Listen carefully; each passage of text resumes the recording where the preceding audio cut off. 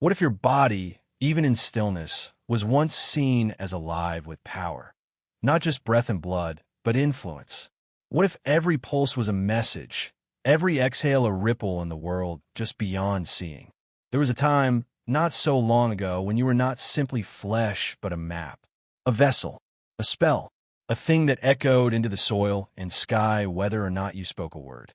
Before we measured illness in white blood cells, before the world inside us was reduced to numbers and scans, there was a different kind of knowing, slower, softer, uncertain, and yet intimate. The people of the early modern world, and long before them, did not see the body as separate from the world. They believed you were written into it, that the shape of your shadow might reveal your mood, that your breath might curdle milk or charm a fever, that a lock of your hair, kept warm in cloth or wax, could protect or poison someone miles away. Not because it was magic, but because it was you, and you were never really gone, even when you left the room. It wasn't just superstition. It was continuity. In a world lit by fire and folded in silence, people watched. They remembered. They saw patterns. A child's sweat could call on spirits. A woman's urine, dried in the sun, could predict the future of a birth. What came from a body was not discarded. It was read, not with judgment, but with awe, and sometimes fear. The body wasn't passive. It was active material. It bled meaning. It burned significance. And every piece of it, from saliva to fingernail, from a sigh to a fever dream, was thought to carry residue. Essence. Some called it humors. Others called it life force. Others didn't name it at all. But they knew how to listen, not because they had books, but because the body whispered, and the world, if watched closely, whispered back. Even illness wasn't always an intruder. It was a language, a commentary, an imbalance speaking in swelling or skin. And those who practiced the healing arts, the midwives, the cunning folk, the surgeons with their cracked hands and copper tools, they listened to the body's language as you might listen to wine through reeds. Quietly. Repeatedly, not for answers but for patterns. They believe your breath could carry intention, that your hair held memory, that a drop of your blood, spilled in the wrong place or time, could ripple through a family for generations. Not because it was magic, but because you were made of more than matter, because the body was porous, not only to wind and water but to meaning, and because sometimes meaning hurt. And so, over centuries, small rituals emerged. A bottle buried under a doorstep. A piece of cloth burned at dusk. A circle of herbs placed near the heart. Actions not rooted in mysticism, but in attention, in the belief that what left the body could still speak, still act, still protect, or still betray. Even your name, once spoken aloud in the wrong moment, was believed to carry consequence. People whispered them only when necessary. Some wrote them backwards on pieces of slate, soaked them in oil, buried them beneath their homes, hoping to confuse whatever might come looking. Not because they were afraid of the dark, but because they knew the dark listened, and that the body, even after sleep, even after death, still knew how to answer back. And yet, if this much once lived inside us, if even our breath was once a boundary between seen and unseen, how much of that ancient conversation have we learned to silence? In the shadowed quiet of old foundations, beneath stone floors softened by centuries of footsteps, there are bottles. Hidden not in haste, but in hope. They are small, brown, unassuming, often glazed in a dull slip of salt-fired clay or wrapped in the last fraying layers of soot-stained cloth. They sleep in earth-packed corners, under hearths, at thresholds, in places touched by warmth and fear. And they're never empty. Inside, the contents are strange, personal, urgent, rusted nails, fingernail clippings, a scrap of hair knotted curled, a feather curled into itself like sleep, urine sealed in darkness, long evaporated to residue. These were not discarded things. They were chosen, gathered not with indifference, but with the quiet reverence of someone trying to stop something they couldn't name. Because these bottles weren't meant to be seen. They were meant to listen, to hold something at bay, or to bind something already inside. The superstition wasn't about belief. It was about proximity. a sense that the world, in all its coldness and mystery, wasn't far away, that what touched the skin could slip into the walls. That pain had a direction, and that bottles could hold it in place. Historians once called them trash, or mislabeled them as medicine jars, debris, domestic waste. But we know better now, or maybe we're only beginning to remember. In England alone, hundreds have been uncovered beneath 17th-century homes, cottages, barns, often beneath doorways, the place where a soul might pass, where something else might follow. And isn't that telling? That the most feared point of entry wasn't the window or the roof, but the threshold, the very place where we cross from safety into world, from self into other, from silence into story. So we buried ourselves there in pieces, not to be found, but to guard. There are records, faded and cautious, of women who instructed others to do this. Cunning folk, herb wives, midwives who lived too long on the edge of medicine and myth. They spoke in practical tones, not incantations. Take your hair and your water. Add 3 bent nails. Bury it deep and do not speak of it again. It wasn't ceremony. It was care. Could it be that this was once science in its earliest form? Not in the measurements or theorems we value now, but in pattern, in lived observation. They saw illness pass through a household like wind. They felt grief settle in floorboards. They watched how bloodline and landscape held memory in tandem. The bottle was never the answer. It was a response. And what lingers is not just what was placed inside, but what wasn't. The silence. The not knowing. The things too dangerous to speak aloud, wrapped in the safety of ceramic. We don't know who made most of them. Their hands are lost to time, but their intention remains sealed in clay, still warm with the ache of protection. And maybe they weren't trying to cast spells at all. Maybe they were trying to hold on to something, to anchor meaning in a world already slipping into the margins. A body, a grief, a name that was once said out loud every night and is now spoken by no one. Because if pain could travel through doors, if fear had weight, then perhaps memory needed shape. And maybe that shape was a bottle, sealed, still, waiting. And if such small, quiet containers were buried with such hope beneath the places we lived, how many still lie there, untouched, beneath the houses we've forgotten how to listen to? And how many were made by hands that no longer believed in separation, between science and scent, between the physical and the divine? Because once, not so long ago, science had a smell, a weight, a humidity. It lived in the air as much as it lived in the page. And to enter the chamber of a practitioner, a healer, a knowing one, was to step into something thick with salt and smoke, with ash and resin and sweat. There was a time when to study a body was to be close enough to taste it. Blood had a brightness to it then, a sharpness on the tongue that didn't repulse, but informed. Urine steamed in glass, held against the morning light. Breath was not invisible. It was red, judged by the condensation it left on silver. Illness was not hidden. It bloomed, it hummed, it smelled. And so, the healer learned to smell too. Not because it was folklore, but because it worked. In the cracked workshops behind timbered homes, alchemists stirred dark mixtures by feel and by instinct. They worked in shades of ochre and bile, of vinegar and pitch. Their flasks were stained with meanings we've since washed away. Their notebooks, where they survived, are full of strange words, yes, but also drawings of lungs shaped like birds, of veins rendered as rivers, of spirits curled like vapor around the rim of the body. It was not metaphor. It was language, because they believed the body talked back, not in numbers but in signs. A cough was not just a sound. It was a warning. A rash was a message sent from the blood. The color of your skin at twilight might predict your fever before morning. The way your sweat beaded on the forehead could determine whether a prayer or a poultice was needed. And it was not separate from the world. A sick house meant sick soil, sick wind. They understood, perhaps better than we do, that the body was porous, that it breathed the same air as the orchard, and that rot in the roots might echo in the bones. So they searched for patterns, in dreams, in weather, in wounds that would not close. Could it be that alchemy wasn't broken by science, but simply buried beneath it? That it fractured, yes, but didn't vanish? That we carry its scent still, even if we no longer name it?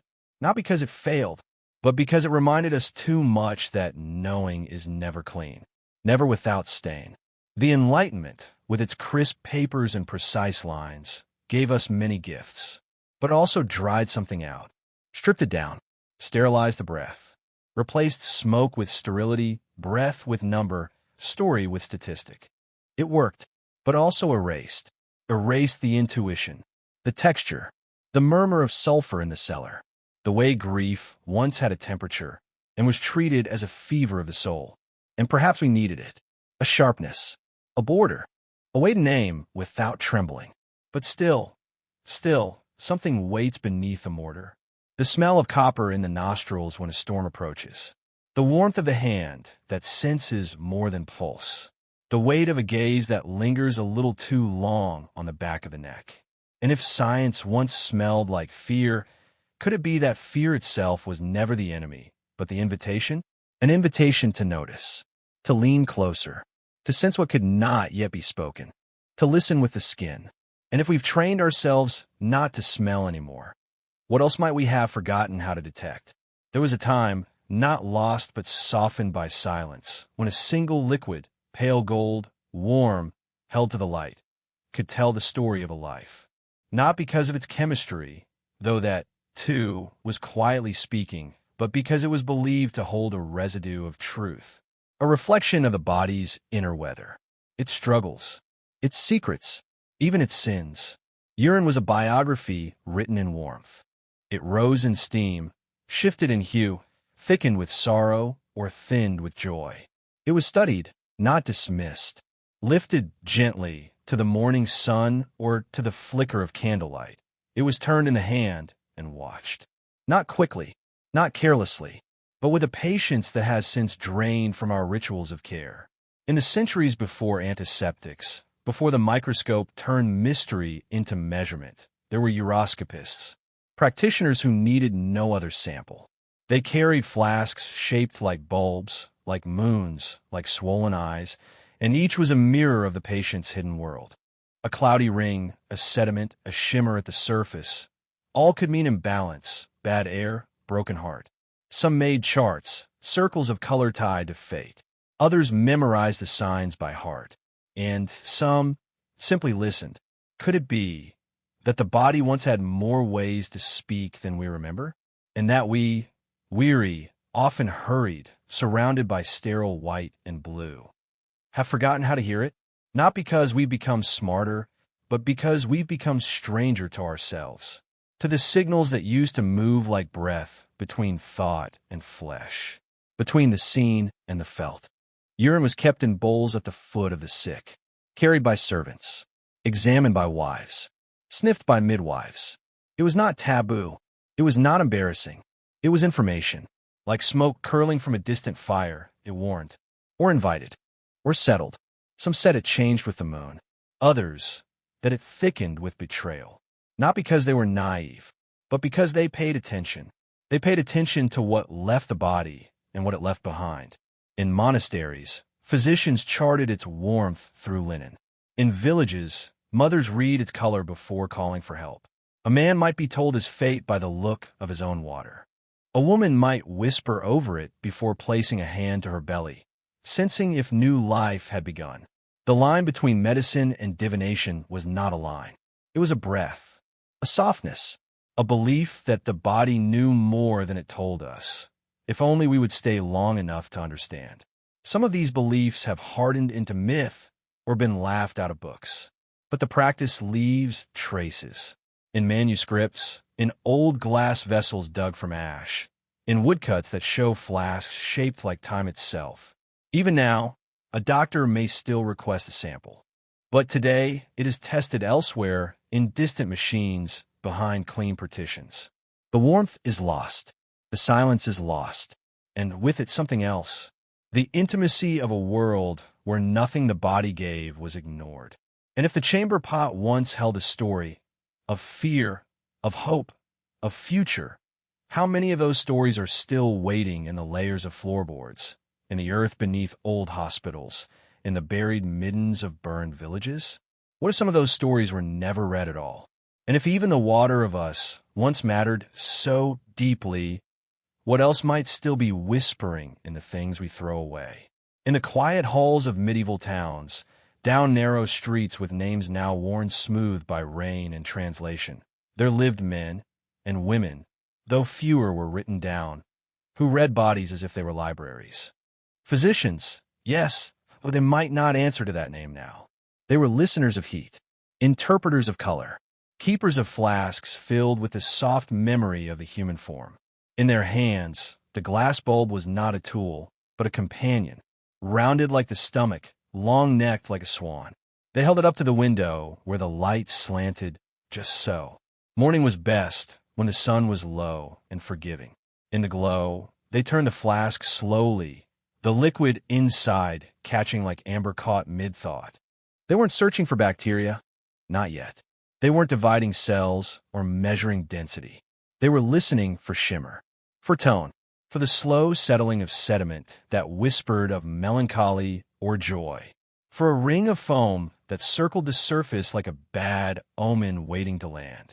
This was uroscopy, a practice so common that charts were printed, painted, copied by hand, showing rings of yellows and golds, tints and cloudings, mapped like a spectrum of fate. The flask became a mirror, and the mirror became a diagnosis. Not because it was precise, but because it was patient, because it gave space for story. Some patients never spoke. Their urine spoke for them. A priest might bring a flask in secret without revealing the name. A husband might hide the bottle in a cloak. The doctor did not need to meet the body, only this small, luminous part of it. In a time before consent was codified, before examination was safe, this offered distance. A reverence, even. The body could stay clothed. The story could still be read. Could it be that the shimmer they saw was not just chemical, but emotional? That they had trained their eyes not only on the body's decline, but on the soul's quiet bruises? Not because they were mystics, but because they remembered the body as a whole. One system, one cycle, one presence moving through the world like weather.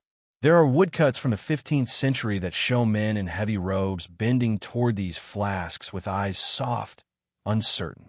Their hands steady, their mouths closed. They are not speaking, they are receiving. The flask is not inert. It is responsive, alive with color, with scent, with texture, with the slowness of decay. One physician wrote of urine as a gentle flame in the dark, a thing that could flicker long before the body surrendered to illness. Another wrote that it reflected the shadow of the heart. Perhaps he meant it literally. Perhaps he didn't. In the great medical schools of Salerno and Bologna, students practiced the art of the flask for years. They memorized charts. They touched samples warm from the body, then cold. They whispered guesses to each other, then watched time prove them wrong or right. And when they failed, as all physicians must, they did not always blame the liquid. Sometimes they blamed the moon, or the hour, or the silence between pulse and breath. And yet, this practice, so ancient and once so intimate, faded, slowly, almost invisibly, as science narrowed its gaze and required proof over poetry. The flask became irrelevant. The shimmer no longer mattered, and so it was left behind, on shelves, in drawers, in museum cases marked obsolete. But it was never obsolete, only displaced. And if those physicians, those readers of golden water, were wrong, perhaps they were wrong in a way we've forgotten how to be, tenderly, observantly, with a slowness that still respected the mystery. And if they were right, even just once, then maybe the body still speaks in ways that shimmer quietly when no one's looking. In the corners of old houses, in the places we now call crawl spaces or basements, there are remnants of this belief. Bottles, buried not in haste, but with intention. Set beneath the hearth, beneath thresholds, at the roots of doorframes where wood meets stone and memory meets dust. They weren't left there accidentally. They were placed, positioned like a whisper between worlds. Some held bent nails, some tangled locks of hair, others drops of blood dried on a cloth, sealed in ash. Urine, too, when it could be kept long enough. Not because it was unclean, but because it carried something, a trace, a scent, a signature. These were offerings, but not to gods. They were to the unseen, to the unnamed things that moved beneath the floorboards or lingered behind the walls. Not demons, exactly. Not spirits. Just presence. Felt but not spoken. Known without knowing. The hearth was the heart. It glowed through the night, softened bread and warmed bones. It marked the center of the home, the place around which breath gathered. And so the space beneath it became sacred, a site of both vulnerability and strength. To bury a bottle, there was not an act of fear, but of care, an agreement, a boundary, a lock made not of iron, but of body. Could it be that we were not trying to banish something, but to speak with it, to say, "We know you're here, but not tonight, not this child, not this season"? It was negotiation more than exorcism. The quiet hope that a bottle of our own substance might satisfy whatever roamed the edge of firelight.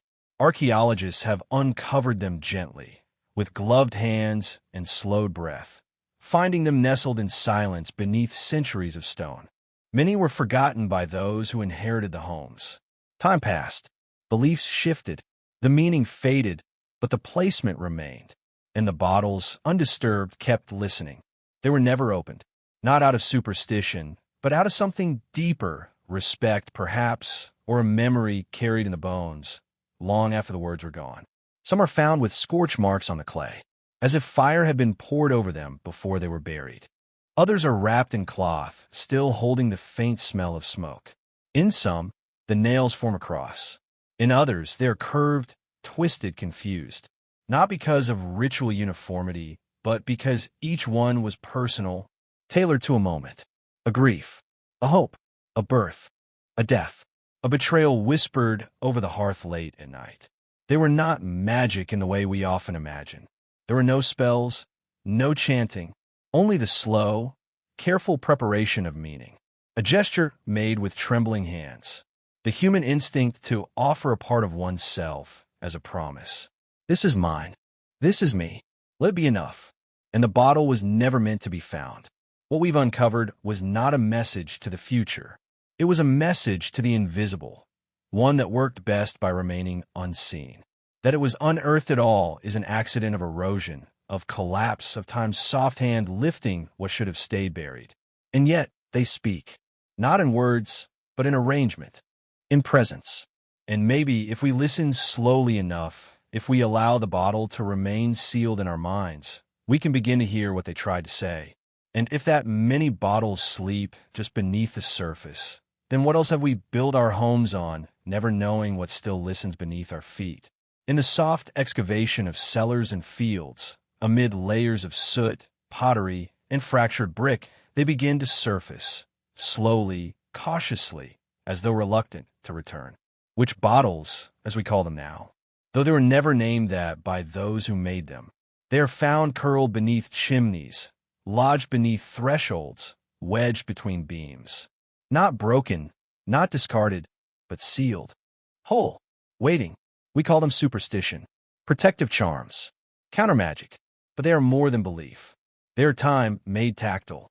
They are the emotional sediment of a world where the body was not a closed system, where grief had temperature and breath had direction, and fear could be held in the hand, then buried like a seed. Some bottles are thick with hand-blown glass, cloudy with age. Others are ceramic, black-glazed and bulbous like still sleeping things. Inside, the contents remain remarkably intact. Iron nails, thorns, cloth, hair, still curled in its shape of origin. And salt. Always salt, as if to dry out whatever sorrow might try to enter. The urine is often gone, drawn back into the soil, or evaporated into the timbers above. But its trace lingers in scent, in stain, in silence. We think of fossils as bones, as shells, as the hardened ghosts of ancient creatures. But what if a fossil could also be fear? What if fear could leave a geological mark? Not because it was monstrous, but because it was tender. Because someone loved something enough, a child, a home, a moment, to leave behind a record of protection. Could it be that these bottles are not just cultural relics, but technofossils?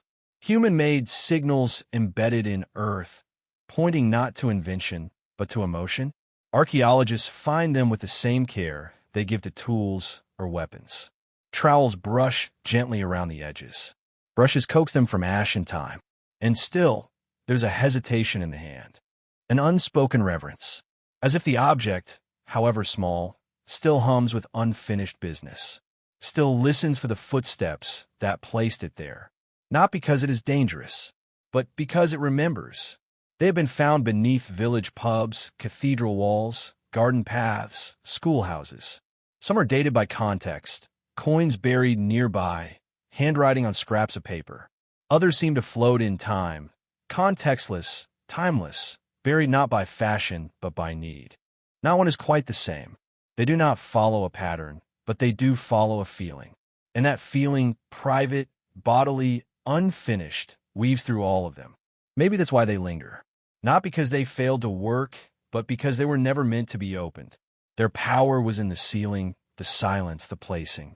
A kind of quiet exhale between world and wall. And yet, we've unearthed them.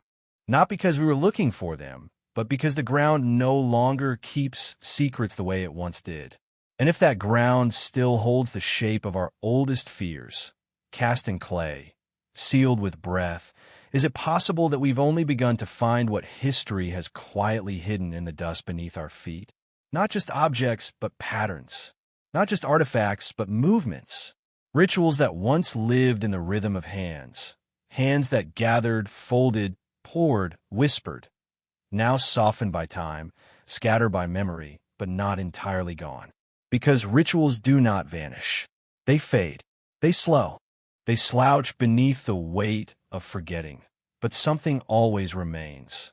A gesture, a trace, a silence too deliberate to be accident. Like footprints across a frozen field that no longer lead anywhere, but still show the shape of passing.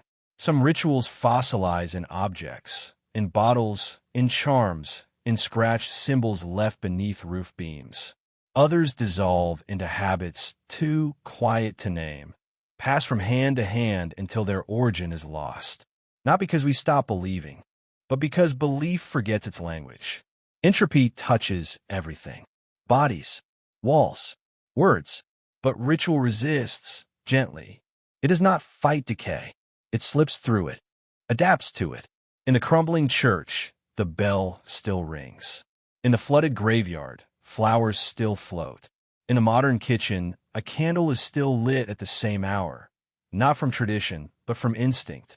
Not because we remember why, but because something in us does. And maybe that's what ritual truly is.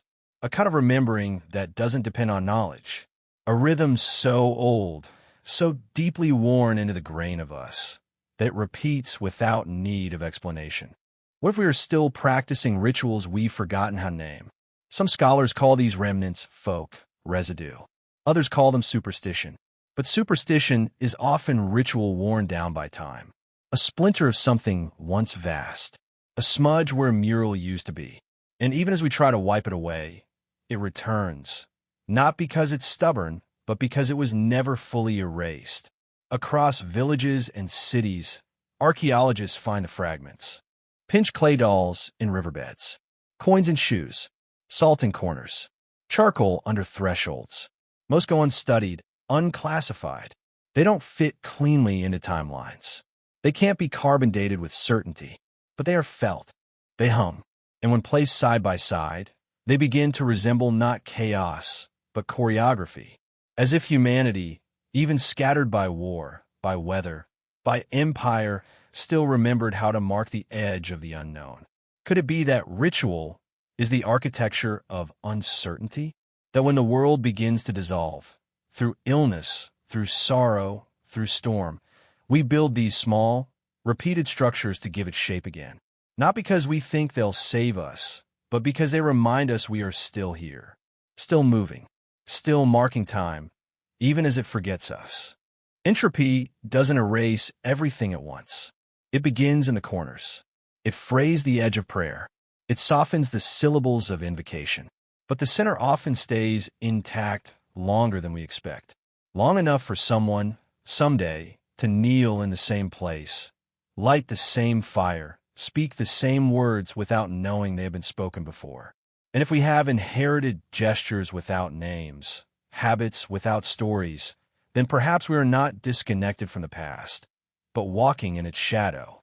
Not because we see it clearly, but because it walks just behind us, quiet and familiar.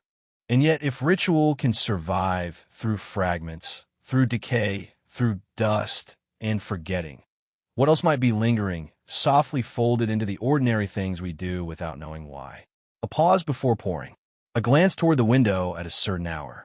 A scent we call unpleasant, but one our ancestors may have called powerful. We turn away from the body's waste now.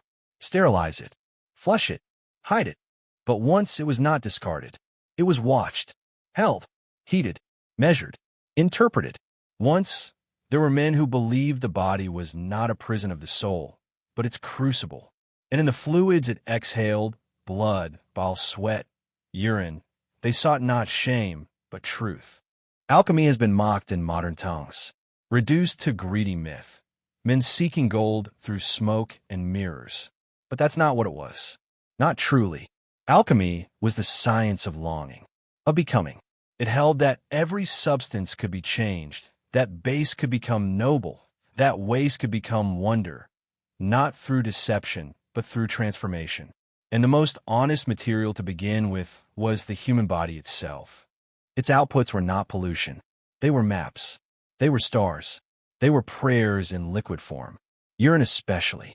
Warm, golden, unpredictable. It was never just a byproduct. It was a mirror of what we had eaten, feared, loved.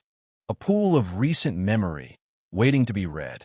Alchemists boiled it, distilled it, let it rot in sealed jars under moonlight. They believed that in the fermentation of bodily water, something divine could rise, like a ghost climbing from the skin, whispering secrets only chemistry could catch. One such secret was phosphorus, a pale blue flame pulled from stale urine in the 1660s. Growing, spectral, impossible. A fire that danced in darkness but didn't burn, discovered not by a chemist, but by a man chasing gold through excretion. And maybe he didn't find gold, but he did find a light that still shines in our matches, in our weapons, in our bones. It's strange, isn't it, that the first fire born of modern chemistry came not from ore or stone, but from the soft, yellowed waters of a human life. Not because it was clean, but because it was honest. Alchemy saw purity not in whiteness, not in perfection, but in process. What matters is not where it came from, but where it's going. Not because we were sacred, but because we could change. That was the alchemist's truth. That transformation was a rite, not a miracle. That everything, metal, flesh, soul, was always becoming something else. Even waste. Especially waste. In the rot of matter, in the stink of decay, they saw heat, motion, the work of nature unfinished. And to finish it was to participate in creation itself. We tend to forget that. In our white walls and latex gloves, in the labs where smell is seen as failure, in a language that calls it all filth. But deep in the older archives, in parchment recipes and glazed alembics crusted with years of failed hope, there remains a different voice. A voice that says, look again, look closer. The sacred is not sterile. The sacred is strange. It bubbles. It ferments. It drips slowly down a glass spiral while the moon wanes outside. And what if that voice still echoes?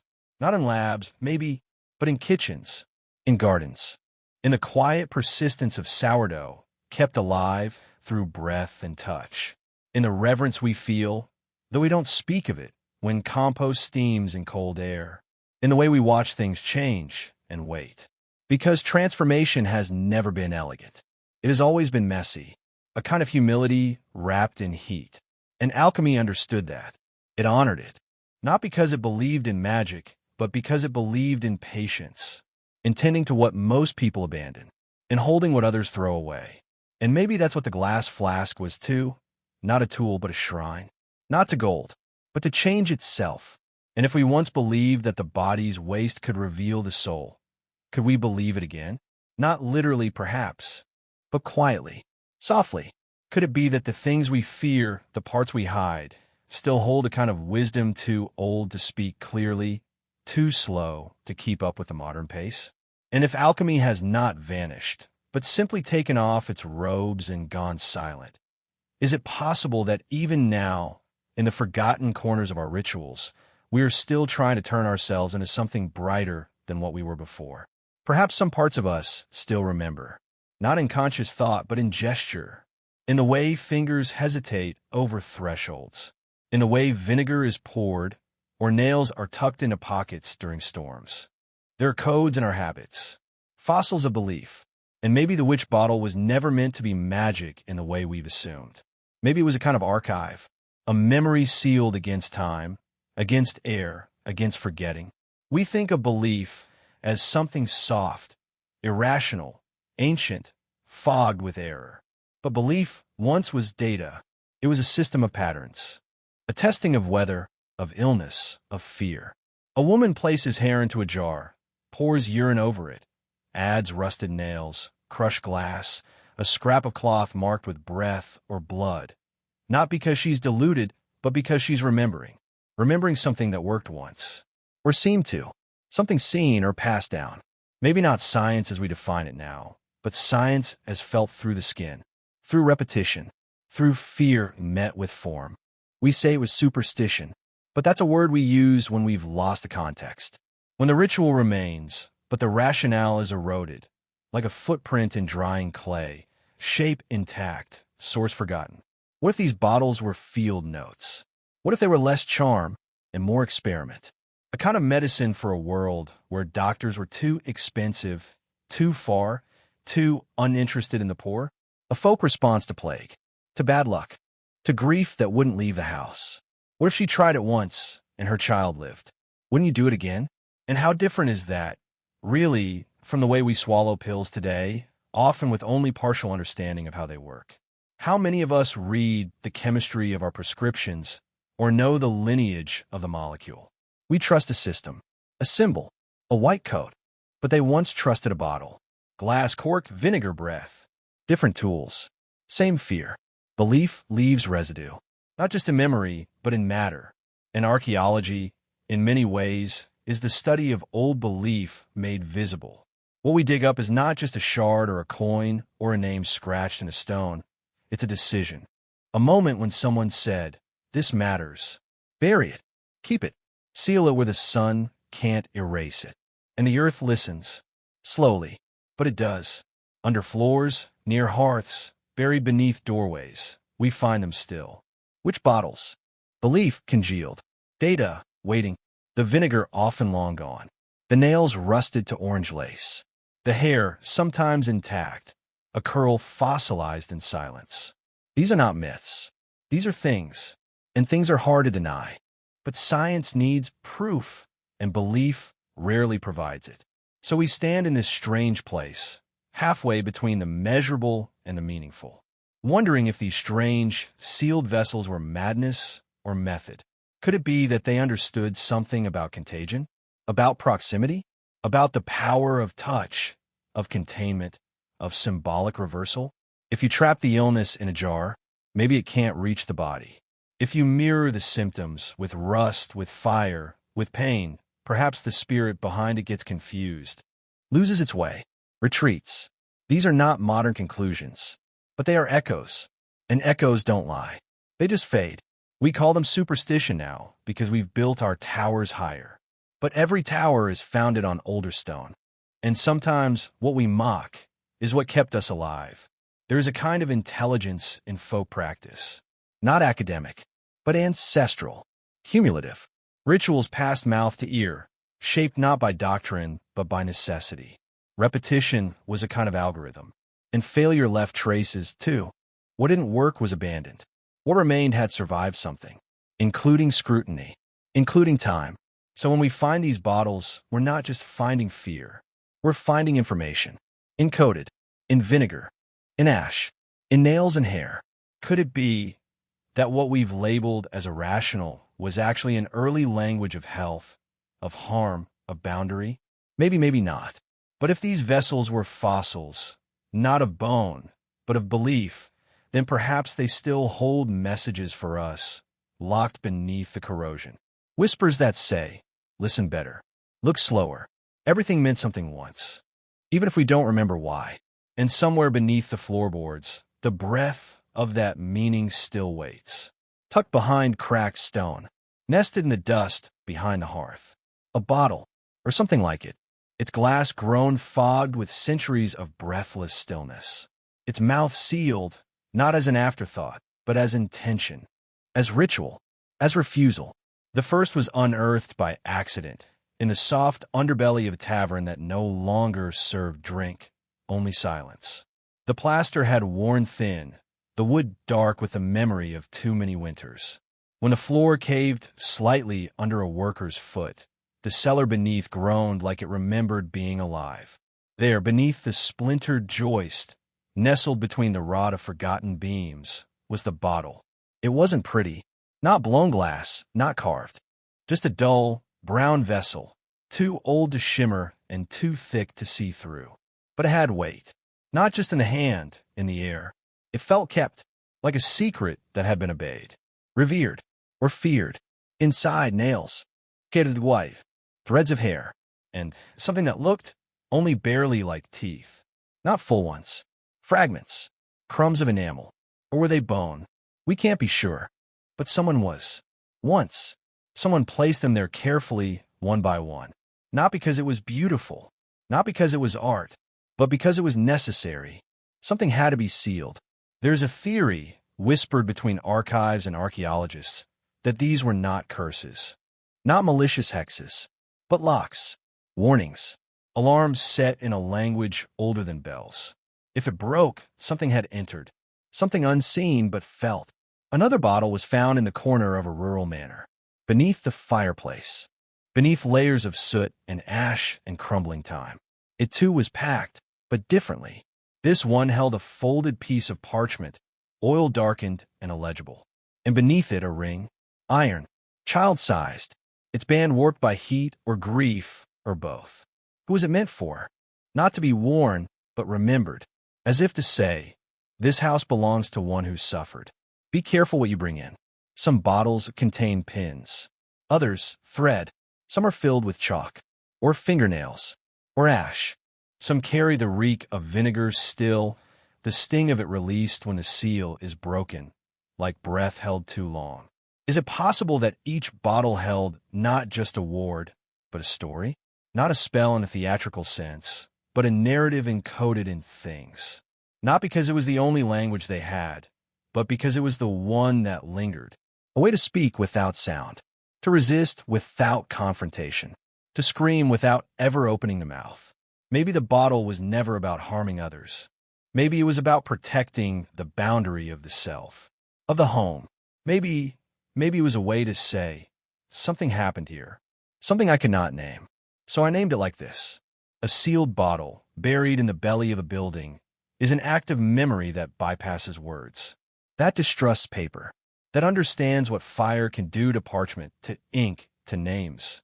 In these clay containers, there is no Latin, no belief, no formal invocation, just the matter of life itself. Hair, blood, rushed, bone, fragments of a person, or perhaps several, turned into language.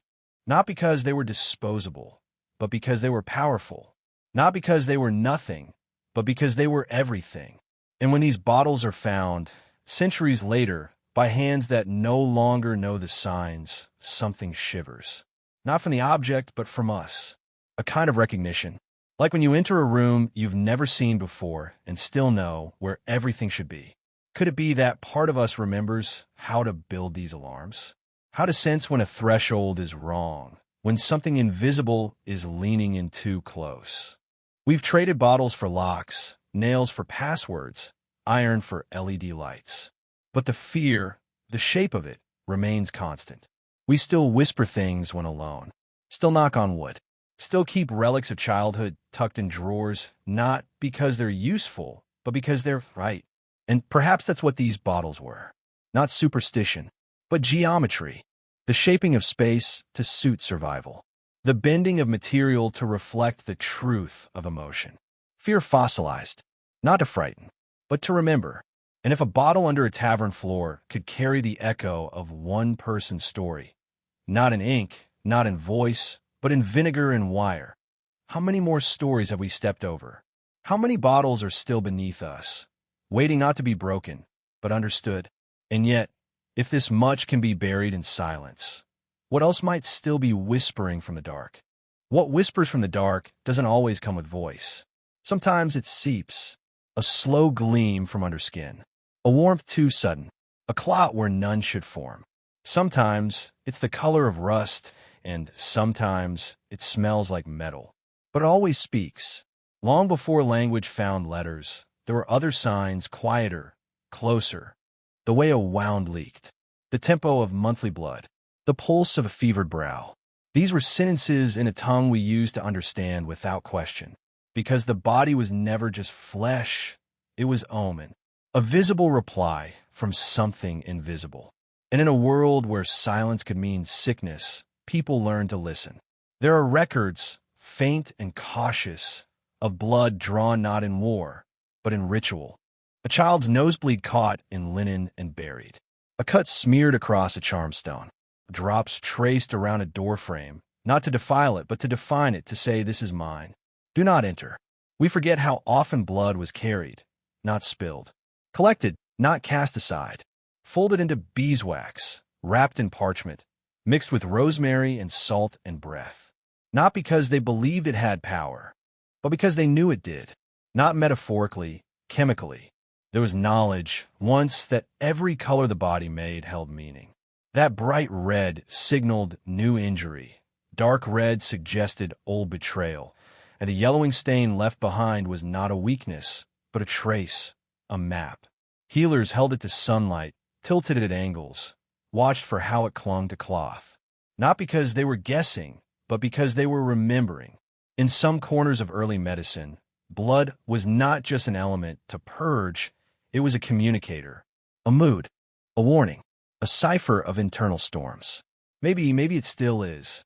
Could it be that the rituals we dismiss as superstition were just a different literacy?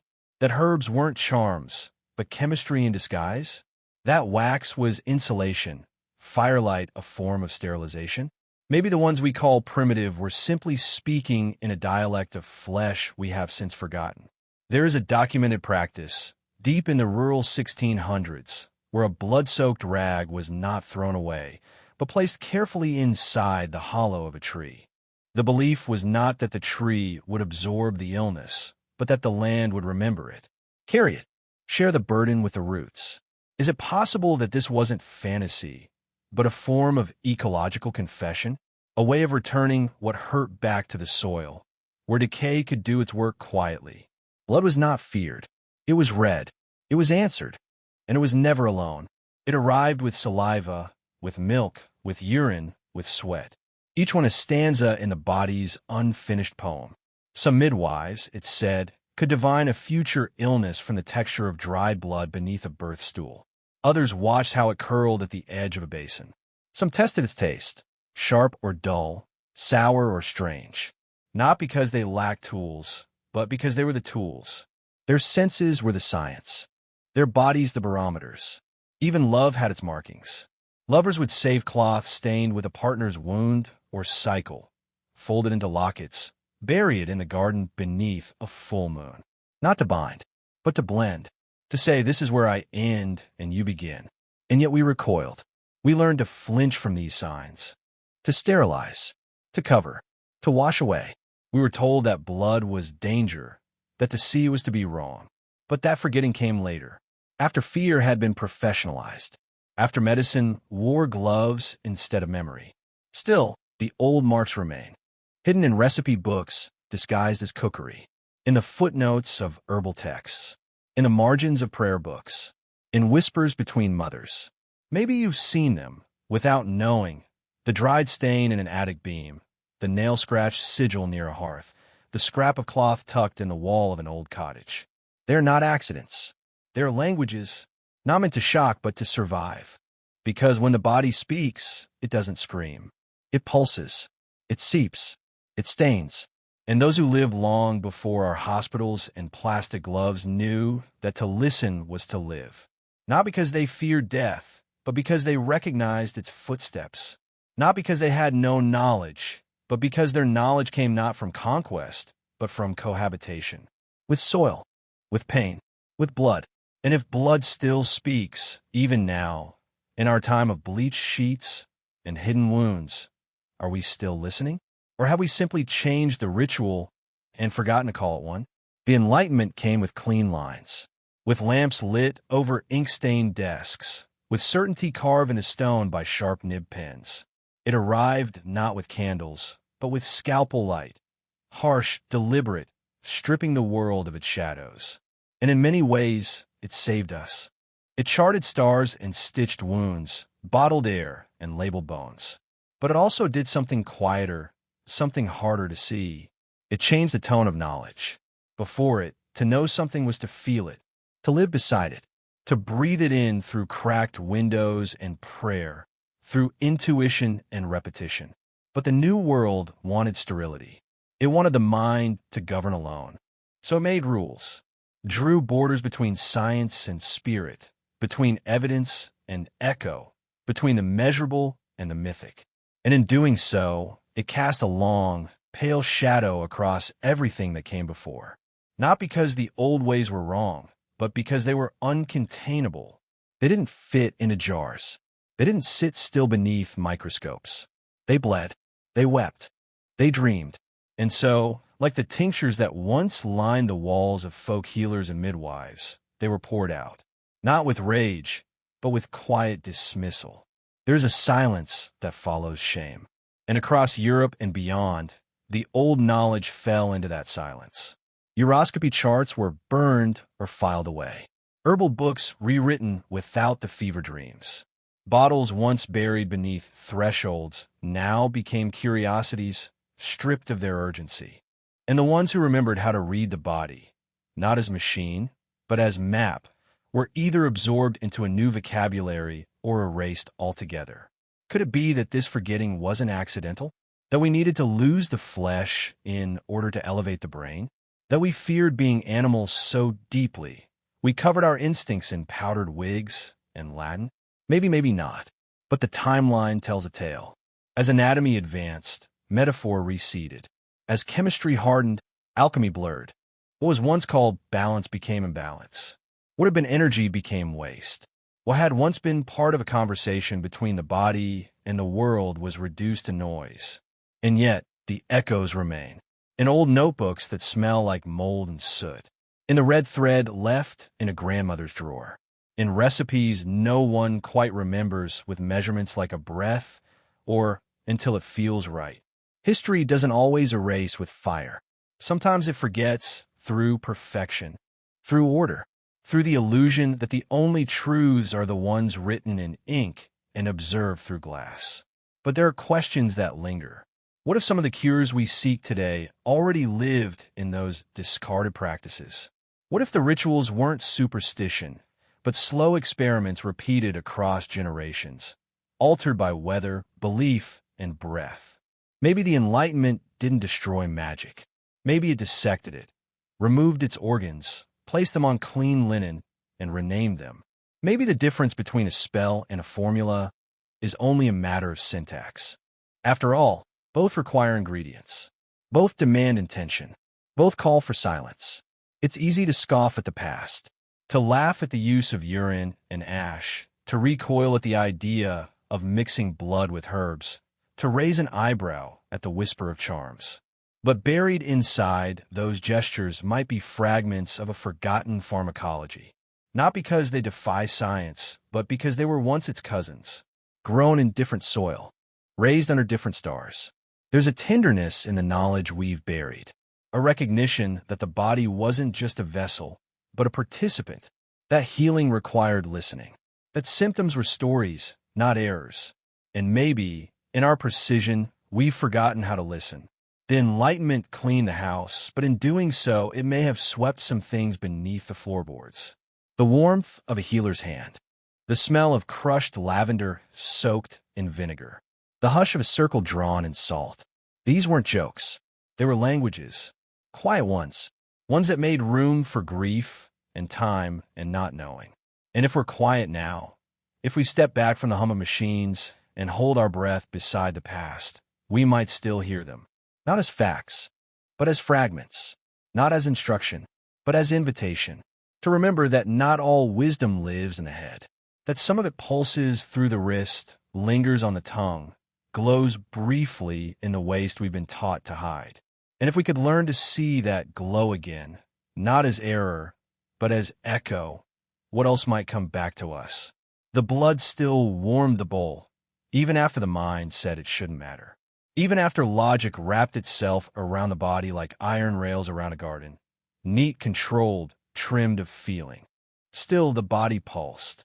Still the old warmth lingered beneath the words, beneath the equations, beneath the fingers folded tightly behind clean white cuffs. The Enlightenment had swept through with a new kind of fire, bright, clinical, burnished by ink and law. It made the world visible, measurable, accountable. It lit the dark corners, yes, but it also stripped the texture for shadows. And in that hunger for certainty, something quieter was left behind. Not because it was false, but because it was too soft, too moist, too close. There had been a time, not so long before, when a healer's hand hovered not just to touch, but to sense. When a fever wasn't only a number, but a sign, a language, a heat that spoke of imbalance, of emotion, of spirit. When a diagnosis might come not from counting, but from waiting, from watching the body breathe in the quiet of candlelight. What if the old world didn't mistrust reason, but simply didn't mistake it for wholeness? What if knowing was once layered, a braid of gut and guess and gaze? Maybe that's what warm science was. It didn't deny the mind. It simply didn't stop there. It left room for the body to speak, in blushes, in pulses, in shivers that made no rational sense. It believed that the body had moods, that illness might be a kind of story, that wounds are not just breaches of skin, but of context. And so, when the Enlightenment arrived, with its crisp syllables and powdered logic, it found the old warmth still clinging to the corners. It tried to scrape it clean, and in some places it did. But not everywhere. In the countryside, mothers still watched the hue of a child's urine beneath morning light. In city alleys, apothecaries still tucked roots and copper coins beneath stained cloth. In hospitals, nurses still murmured to unconscious patients, not because it changed the outcome, but because silence felt colder. There is a difference between evidence and resonance, and the latter can't be bottled. The old warmth didn't always work, but neither does cold logic, not always. Both can fail, both can miss, but only one holds your hand when it does. Could it be that some truths require closeness? That there are forms of knowledge that resist being looked at, and instead ask to be felt? Not because they are irrational, but because they are intimate. Consider the pulse, a flicker beneath the skin, steady but shifting. The physician of logic counts its rhythm. The physician of warmth feels its music. And neither is wrong. But one sees a number, the other a story. We often forget how recently warmth was part of medicine. How recent the silence is. How quickly we were taught to stop asking certain questions. Not because they had no answers, but because they had too many. Is it possible that rationalism, for all its beauty, was never meant to stand alone? That it was designed as a tool, not a temple? Maybe not. But if we return to the thresholds, the real and symbolic ones, where people buried bottles, where they whispered charms and tied knots in a cloth, we see something more than fear. We see care, and care is never cold.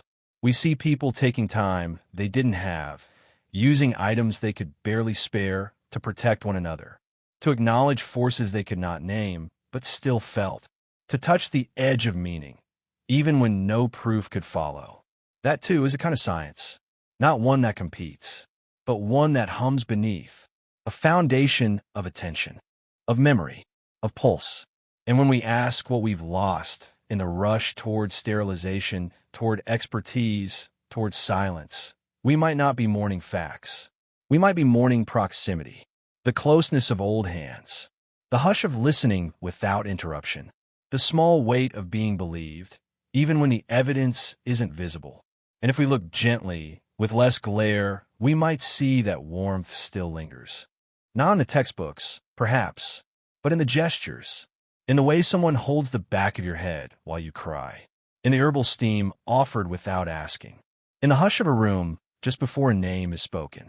Rationalism lit the path forward, but the warmth is what helped us walk it. And maybe, even now, if we stop and press our fingers lightly to the past, we'll still feel a faint thrum. Not a fact, not a conclusion, just a rhythm still beating beneath the dust. And yet, when we enter the museums, those bright, tiled sanctuaries of knowledge, it is not the rhythm we hear. It is the hush, the respectful, clinical quiet of glass boxes and white placards, the tone of certainty, of separation.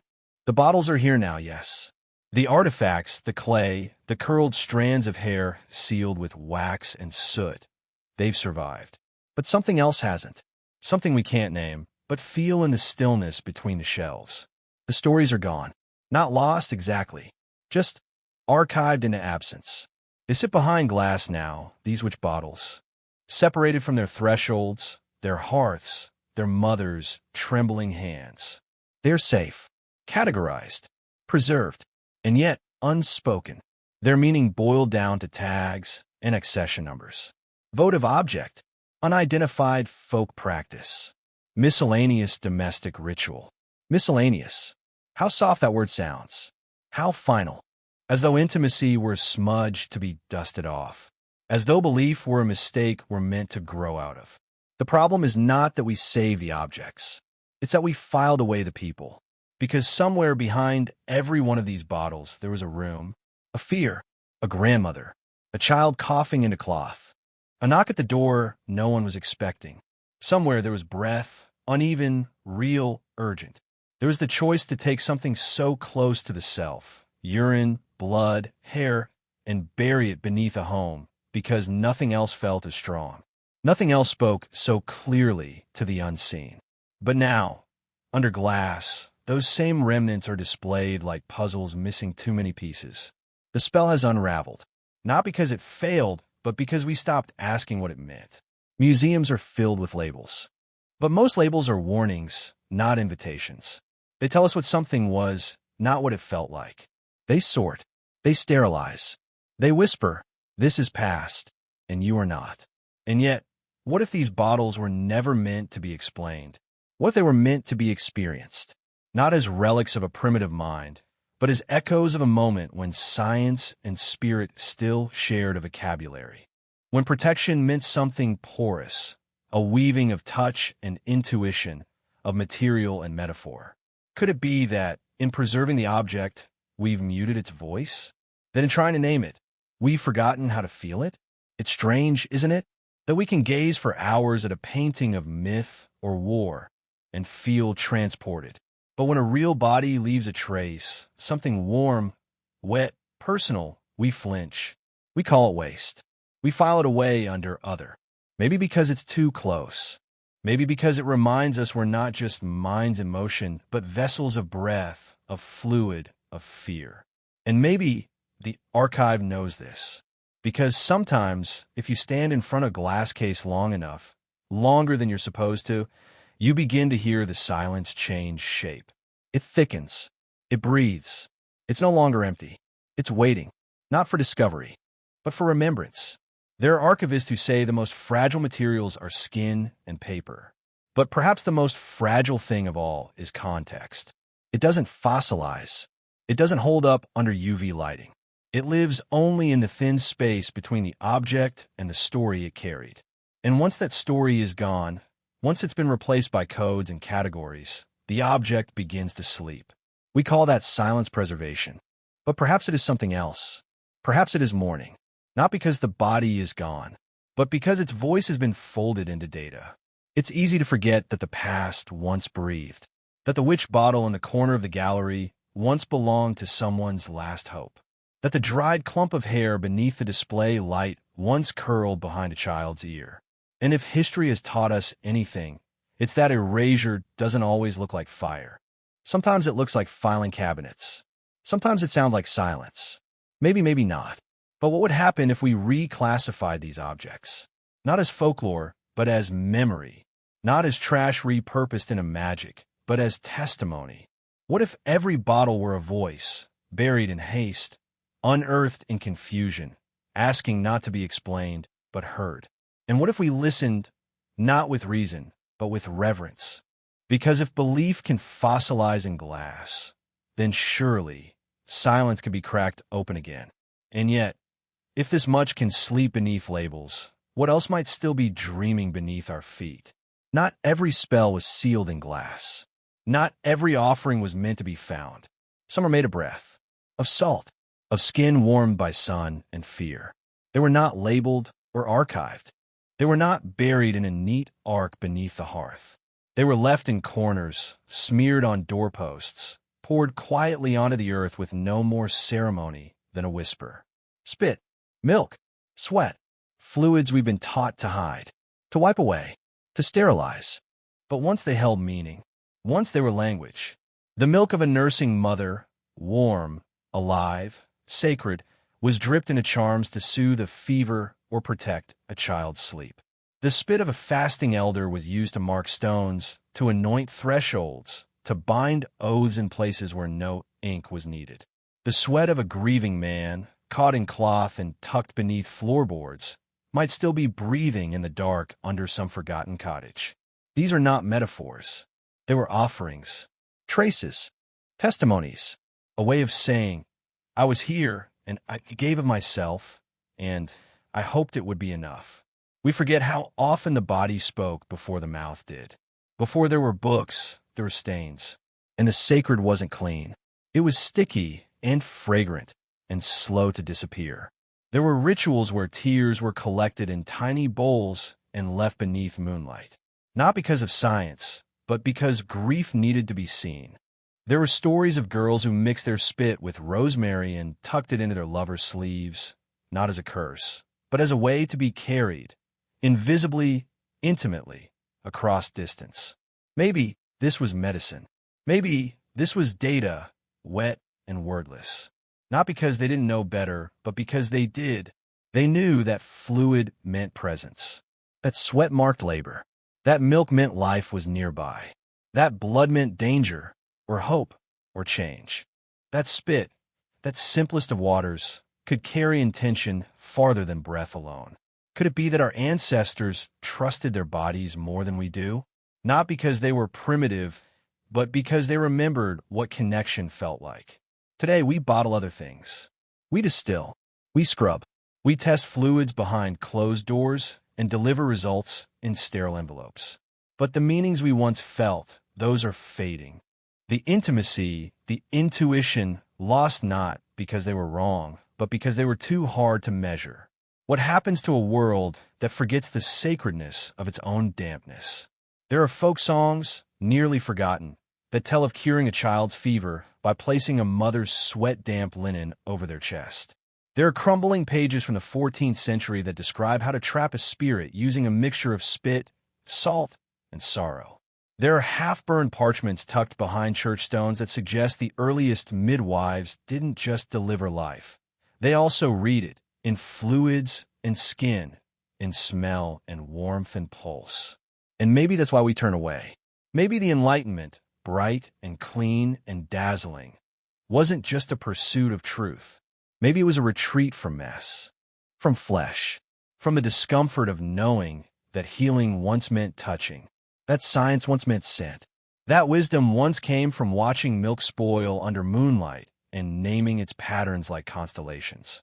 Not because it was magical, but because it was meaningful. Maybe that's the part we've forgotten. Not the facts, but the faith. Not because we lost the knowledge, but because we stopped listening to the body's quiet grammar. And so now we study ruins. We catalog clay.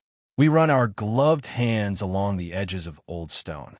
But we don't see the fluids that once soaked into the floors. We don't trace the stains. We don't wonder why a corner smells faintly of rosemary and smoke, even centuries later. but the soil remembers. It holds the spit, the sweat, the milk that once fed both body and belief. It remembers the hand that trembled with fear and hope, pressing something warm into wood grain.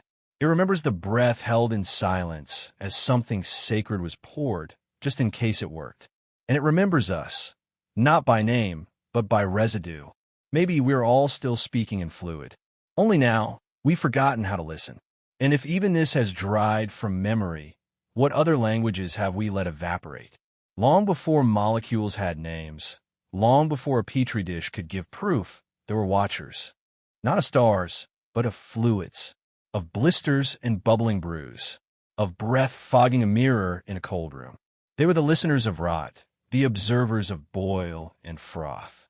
Their tools were not scalpels, but senses, eyes softened by candlelight, fingers dulled by years of holding warm glass to the sun.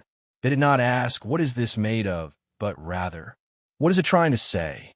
We think of chemistry as metal and math, but there was once a chapter we do not speak of, a chapter scented with vinegar and tallow, where observation was not cold, but trembling. A time when urine in a bowl was not discarded, but held, tilted, turned, described not with equations, but with poetry, like oil on water, like smoke in amber, like honey left too long in light. These were not metaphors. These were measurements. In medieval hospitals, monks would gather around a single glass vial and speak not of cells, but of humors, not because they lacked knowledge, but because they remembered something we've since forgotten, that the body is not just a machine, but a story. And stories do not reveal themselves under bright lights. They require stillness, repetition, listening to the way something curls at the edges or stains the cloth in a new shape. They knew the body fermented. They knew wounds bloomed like fruit left out too long. They saw disease not as an invader, but a transformation, a reshaping of one state into another. And so they didn't rush to fix. They watched. They documented. They drew what they saw, and in their drawings we find spirals that look like galaxies and stains that resemble maps. Could it be that early chemistry was not born in fire, but in patience? They noticed that certain fevers smelled sweet, that death, when near, often arrived with the scent of apples, rotting softly beneath the bed. They knew that iron nails rusted differently when buried near grief, that the same brew, when stirred clockwise, soothed a cough, but counterclockwise summoned dreams. We laugh now, or dismiss. We call it superstition. But superstition is often just pattern, too subtle to fit inside the boxes we built. And maybe that's what we lost when chemistry hardened into columns and calculations. Not accuracy, but intimacy. Not truth, but the ability to kneel beside the sick and read their sweat like a star chart. There are pages, brittle with centuries, that detail the temperature of tears, warm if hopeful, cool if doomed. There are diagrams drawn with fingertips, showing where to place a thumb during childbirth to slow the bleeding. Not proven by trial, but by touch. It wasn't always right. But neither is modern science all the time. The difference is that they believed the body knew the answer, and their task was to learn its dialect. Today we wear gloves, not just to protect, but to distance. We plug our noses and sterilize the air. But once, the scent of decay was a message. Once, the sourness of milk wasn't a failure, but a phase. Once, color wasn't just pigment, it was diagnosis. A yellow tint on the walls? The room had grief. A blue tone on the skin? The spirit was halfway gone. Not because it was visible, but because it could be felt. And what if they were right? Not in every detail, but in the way they understood change? Not all truth comes in charts. Some comes in silence. Some in stains. Some in the hesitation before a midwife says a word. There are moments recorded carefully, quietly, when healers would wait for mold to grow on a wound. Not to clean it, but to study its edge. The fuzzier it grew, the closer the person drifted toward recovery. The clearer it stayed, the more the body resisted. They couldn't see penicillin, but they sensed something forgiving in the fungus. Maybe that's chemistry too. Not just the reaction, but the relationship. And so, Between the pages of polished textbooks, there is a chapter missing. A chapter written in spit and bloom, in warmth and waiting. A chapter where science was not performed, but witnessed. Could it be that we're only now circling back? That what we call alternative was once central? That fermentation, once considered peasant wisdom, is now microbial gospel? Maybe what we buried wasn't just superstition. Maybe it was a softness, an ability to hold uncertainty without rushing to dissect it. And if that kind of knowing has eroded, what other forms of intelligence are we no longer trained to see? She didn't have books, not the kind we recognize. No shelves, no covers, no Latin-spine tomes with velvet bookmarks. Her library was quieter, folded in moss, scattered in ash, etched in the lines of a neighbor's face, the scent of damp wool, the way a child coughed differently when the rain came too soon. She read the world like a bruise, like a cup left warm long after lips had touched it. Not with eyes alone, but with skin, with shadow, with memory. We called her witch. We said she brewed, conjured, hexed. But maybe she only listened longer than we did. She would sit with her ear to the soil, not for voices, but for ache. She knew that land could mourn, that fields could sicken, that the wind had moods, and when it blew from the north with the scent of burning peat, a fever would follow within the week. She didn't write this down. She remembered, in the pulse of her own blood, in the rhythm of a chanted name, in the texture of wax poured too slowly over a cracked threshold. What if wisdom was once kept that way, in flesh, in pattern, in the unspoken weight of repetition? She held the urine flask not with disgust, but with reverence. She turned it toward the firelight, not to analyze, but to witness. A shimmer, a sediment, a change in smell after one too many nights of sorrow. It told her everything, not because it was magic, but because it was honest. The body never lied to her. Only others did. She used herbs, yes, but not just for healing, for coaxing, for reminding the body of its story. She knew that sage didn't cure grief, it softened its edges. That nettle stirred the blood awake. That thyme, when placed beneath a tongue at dusk, might carry a dream to the right door. Not because she hoped, but because she'd watched it happen. They feared her, not for her power, but for her precision.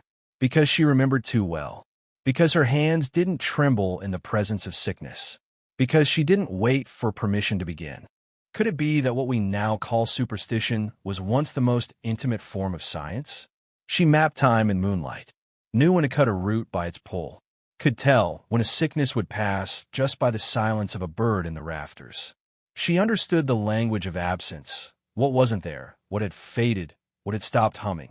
And when death came, she didn't fight it. She made room, drew symbols not to prevent it, but to guide it. She knew that even endings needed directions. We flattened her, in stories, in trials, in textbooks.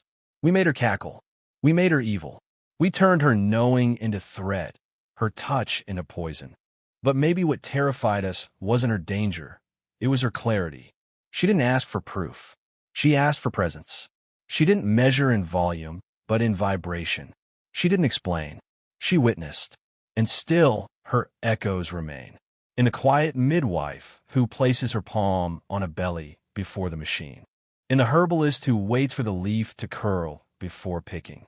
In the ancestor who appears in a dream with no words, only breath. Not because she survived, but because some ways of knowing never truly vanish. She didn't cast spells. She traced patterns. She didn't control nature. She conversed with it. The frost, the flame, the fog, each had its place in her repertoire. Not as tools, but as voices. Tones in the symphony of a world more alive than we remember. Could it be that the witch wasn't separate from science, but its older sister? We think of knowledge as something gathered. She understood it as something remembered, something already there, waiting under the tongue. In a curl of hair left in a comb. In the sudden shiver when walking past an old gate. Not because it made sense, but because it meant something. And perhaps that the knowledge we lost, the kind that doesn't shout, doesn't prove, doesn't sell. The kind that just waits. Warm, quiet breathing. The kind that still lingers in corners, in dreams, in the feel of salt air on an open wound. And if she knew that much, what else might we still feel if we just began to listen again? Beneath the floorboards, beneath the ash and iron nails and forgetting, something is still breathing. Not in the way lungs do, not with sound or movement, but with memory, with the soft persistence of intention that never left. A bottle, sealed, waiting, a quiet lung of glass or clay, belly round and dark, filled not with air, but with meaning. A container not of liquid, but of listening. It was never meant to be found. That was the point. These weren't messages. They were boundaries. Whispers pressed down into soil and shadow. Poured between the roots of hearthstones, beneath thresholds where bare feet passed, under the places where breath turned to steam in the cold of early morning. Not to curse, not to harm, but to protect, to witness, to hold the line when all else failed. Inside, a human signature, urine. Hair, a rusted pin, maybe a fingernail curled like a question mark. Each one a relic, not of horror, but of hope. The hope that the body, even fragmented, even discarded, still had force. Still had the power to repel what the eye could not see. Still had agency in a world where control was rarely offered freely. Could it be that these were not warnings, but promises? Thomas tried to empty them, but not all things evaporate. Some spells were sealed too well, fired tight by firelight, hardened by the breath of those who believed. Some of these bottles still hold their scent, still shimmer faintly when turned in the right light. Not because the magic survived, but because the fear did.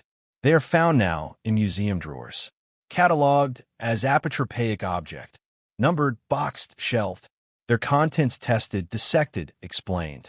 But none of that breaks the spell, because the spell was never only in what they held. It was in the way they were placed, in the hands that buried them, in the silence that followed. We dig them up like fossils. We clean the dirt from their mouths. We peer inside, and still, we do not fully understand. Because these aren't artifacts of superstition. They're breath traps, emotion coils, residue from a time when protection wasn't a lock or a law, but a gesture, slow, secret, and sacred. Maybe that's why they unsettle us. Not because they're primitive, but because they're precise. They remind us that the body used to speak in ways we've forgotten, that fear had rituals, that safety had shape, and that somewhere along the way, we lost the language of sealed things. We're used to seeing glass as fragile, clay as disposable. But these bottles were neither. They were strongholds. The very act of sealing was an act of defiance, against illness, against envy, against the vast unknown that crept beneath doors at night. Could it be that their endurance is the truest part of the spell? Not because they're magical, but because they're still here, intact, undisturbed for centuries, even as homes above them burned, collapsed, or paved over.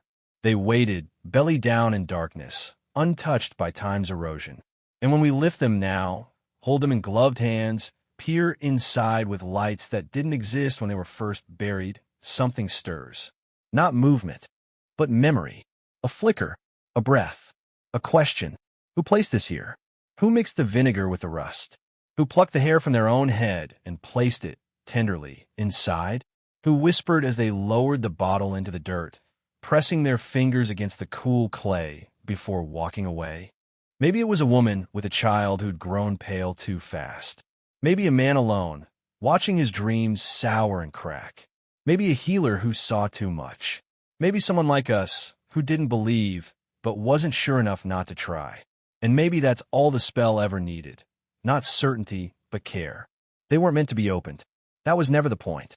They were meant to hold something steady, to carry the residue of a plea into the deep future. And here we are, touching that future, touching that plea.